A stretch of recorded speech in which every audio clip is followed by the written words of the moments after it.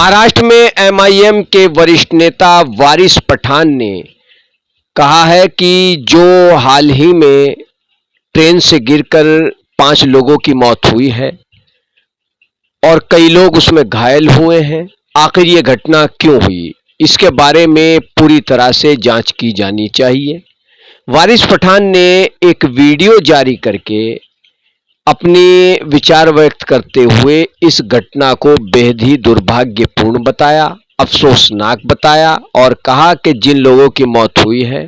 उनके प्रति हम गहरा शोक व्यक्त करते हैं। ऐसा नहीं होना चाहिए था और सरकार से उन्होंने मांग की कि वो ऐसे हादसों को रोकने के लिए सख्त कदम उठाए और इसमें जहां पर भी किसी की लापरवाही सामने आती है उस पर भी सरकार को एक्शन लेना चाहिए। जानिए एमआईएम के वरिष्ठ नेता वारिस पठान ने क्या कहा। देखिए, ये बहुत ही दुर्भाग्यपूर्ण घटना है जो आज मुंबई के पास मुमरा में घटी, जिसमें एक ट्रेन से तकरीबन 13 लोग गिर गए और उसमें से 5 लोगों की जानें चली गई। जगह नहीं होने की वजह से बाहर खड़े थे, लटक रहे थे,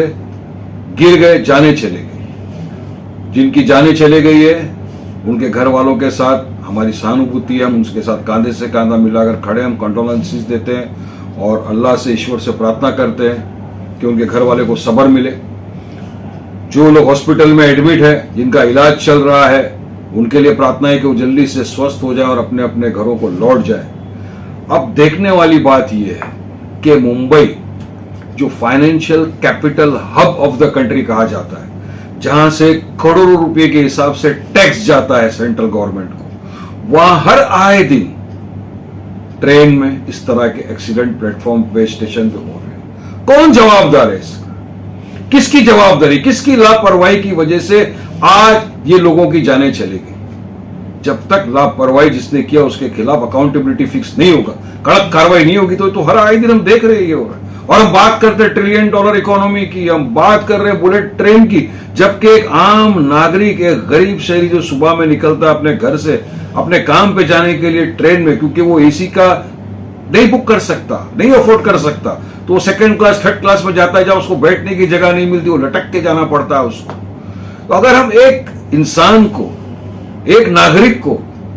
इस तरह की सुविधा नहीं दे सकते, तो हम क्यों बात करते हैं फिर $1 ट्रिलियन इकोनॉमी की? जिन लोगों की जानें चले गई है, जिनकी लापरवाही की वजह से इनकी जानें चले गई, हम चाहते हैं कि सरकार ऐसे लोगों पर सख्त कार्रवाई करे, उनको सलाखों के पीछे डाले, तब इंसाफ होगा। जो लोगों की जानें गई है, हमारी सरकार से मांग है कि जिन लोगों की जानें गई है उनके घर वालों को कम से कम 25 लाख रुपए का मुआवजा दिया जाए। जो लोग अस्पताल में अपना इलाज करा रहे हैं उनका पूरा इलाज का खर्चा रेलवे उठाए, ये हमारी मांग है। और आगे इस तरह की घटना ना हो, इसके लिए सरकार को फौरी तौर से कुछ उचित कदम उठाने चाहिए, ताकि एक इंसान को कम से कम ट्रेन के अंदर बैठने की जगह मिल जाए। ट्रेन की कैपेसिटी बढ़ाइए, ट्रेन का जो ये टाइम्स के ऊपर कभी नहीं आती है, सारी चीजों को बढ़ाना चाहिए सरकार को, क्योंकि लाखों लोग ट्रेवल करता है मुंबई के अंदर ट्रेन में, और इस तरह की दुर्घटना होना ये साफ साफ दिखाता है कि सरकार की लापरवाही है पूरी तरह से, रेलवेज की लापरवाही है पूरी तरह से ये वाली, जिसकी वजह से आए दिन मुंबई को इस तरह की चीजों का सामना करना पड़ता है। तुम्हारी मांग यही है कि जिसकी भी लापरवाही की वजह से ये 5 लोगों की जानें चले गई, उनके खिलाफ सख्त कानूनी कार्रवाई की जाए।